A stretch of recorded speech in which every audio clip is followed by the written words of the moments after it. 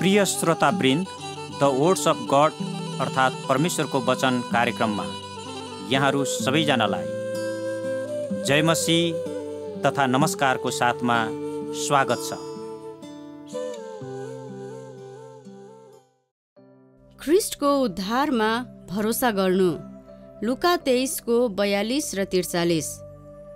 यहुदीहरूले येशू ख्रिस्टलाई क्रुसमा टंग्याउँदा उहाँको साथमा 2 अपराधीहरूलाई पनि साथमा टंग्याइएका थिए। 2 मध्ये एकले येशू ख्रिस्टलाई गिल्ला र अपमान गरे, तर अर्को अपराधीले त्यसलाई हकारेर ख्रिस्टमाथि आफ्नो विश्वास प्रकट गरे। येशूले उद्धार गर्न सक्नुहुन्छ भनेर उनले पूर्ण भरोसा गरे र भने, हे येशू, तपाईँ आफ्नो राज्यमा आउनुहुँदा मलाई सम्झनुहोस्। तब येशूले भन्नुभयो, आजै तिमी मसित स्वर्गलोकमा हुनेछौ। यहाँबाट एउटा कुरा प्रष्ट बुझ्नुपर्छ कि यदि कसैले हाम्रो उद्धार गर्न सक्छ भने उहाँ येशू ख्रिस्ट मात्र हुनुहुन्छ। उहाँमा विश्वास गर्नेहरूले उद्धार पाउनेछन्। यो चोर आफ्नो जीवनको अन्तिम घडीमा थियो। सायद उसले आफ्नो जीवनकालमा धेरै पापहरू गरेका थिए र अब उसलाई असल काम गर्न कुनै अवसर थिएन।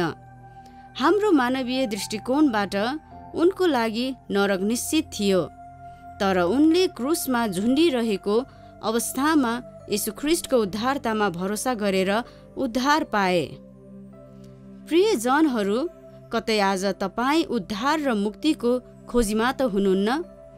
विभिन्न धर्म कर्महरू गरेर पनि मुक्तिको अनिश्चिततामा त हुनुहुन्न? यदि त्यसो हो भने तपाईँ हाम्रो लागि खुसीको खबर छ। येशू ख्रिस्टले तपाईँ र मलाई उहाँको अनुग्रहमा सित्तैमा उद्धार र मुक्ति दिन चाहनुहुन्छ, किनकि उहाँ परमेश्वरको पुत्र हुनुहुन्छ। के तपाईँ उहाँको उद्धारमा भरोसा गर्नुहुन्छ? यदि गर्नुहुन्छ भने तपाईँको लागि स्वर्ग निश्चित छ, किनकि तपाईँ र म जस्तै पापीलाई स्वर्ग लानकै लागि ख्रिस्टले मृत्यु चुकाउनु भएको छ र उहाँमाथि विश्वास गर्न जस्तोसुकै अपराधीहरूको पनि पाप क्षमा हुनेछ, जस्तो क्रुसमा झुन्ड्याइएको एकजना अपराधीको भयो। आमेन।